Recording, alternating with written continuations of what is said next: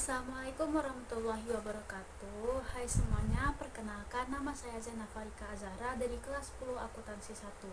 Di sini saya akan membahas tentang pelajaran ekonomi bisnis dengan judul ketenaga kerjaan. Tahu nggak, tenaga kerja ini bisa juga disebut dengan manpower.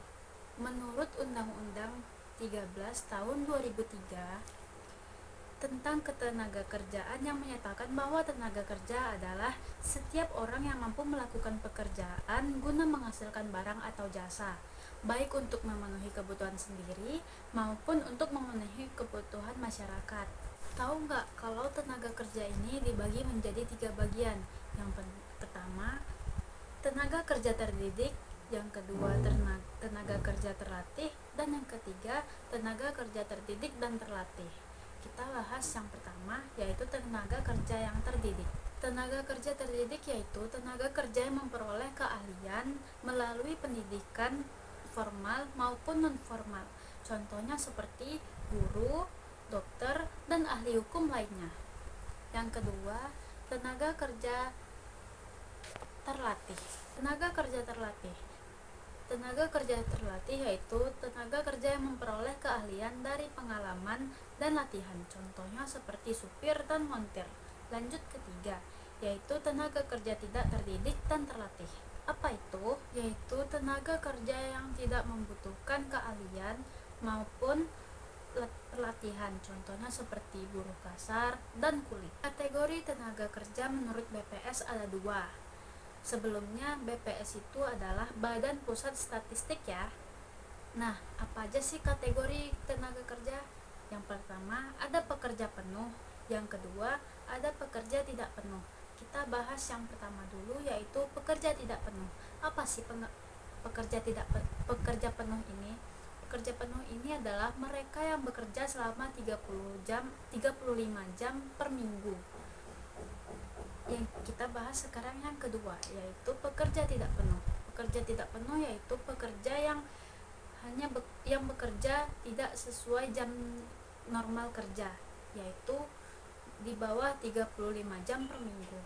Pekerja tidak penuh ini dibagi juga menjadi 2 bagian. Yang pertama, setengah menganggur.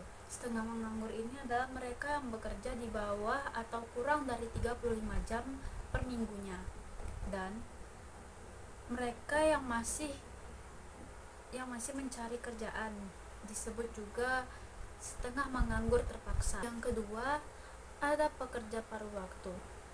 Pekerja paruh waktu ini adalah mereka yang bekerja kurang dari jam normalnya kerja, yaitu kurang dari 35 jam per minggu, tetapi mereka tidak ingin mencari pekerjaan lain, dahulu disebut setengah menganggur sukarela. Lanjut, kita masuk ke angkatan kerja.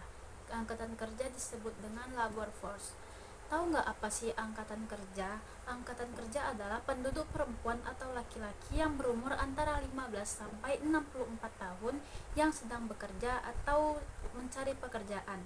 Mencari pekerjaan masih juga disebut dengan menganggur. Jadi angkatan kerja adalah bagian dari tenaga kerja. Nah, beda lagi nih ya. Yang bukan angkatan kerja ini adalah usia 15 tahun ke atas, yang sekolah, yang mengurus rumah tangga, pensiunan, orang yang lumpuh total, dan yang tidak lagi mau bekerja. Angkatan kerja ini dibagi menjadi 2 bagian. Yang pertama, penduduk yang melakukan suatu pekerjaan dengan tujuan memperoleh pendapatan, yang lamanya bekerja paling sedikit 1 jam selama 1 minggu sebelum pencacahan atau sensus. Yang kedua, penduduk yang selama seminggu dalam sensus tidak melakukan pekerjaan atau pekerjaan kurang dari 1 jam. Petani yang mengusahakan tanah pertanian dan tidak bekerja karena menunggu panen atau menunggu musim hujan. Yang kedua, orang-orang yang bekerja di bidang keahlian seperti dokter, tukang cukur, dan lain-lain. Orang yang termasuk golongan yang mencari pekerjaan itu ada yang pertama, penduduk yang belum pernah bekerja dan sedang berusaha mendapatkan pekerjaan. Yang kedua, penduduk yang pernah bekerja tetapi pada saat sedang pencacahan atau sensus sedang menganggur dan berusaha mendapatkan pekerjaan. Yang ketiga, penduduk yang dibebas tugaskan sedang berusaha mendapatkan pekerjaan. Masuk ke materi yang ketiga, yaitu kesempatan kerja yang disebut juga demand for labor, yaitu suatu keadaan yang menggambarkan tersedianya lapangan kerja yang siap diisi oleh pencari kerja.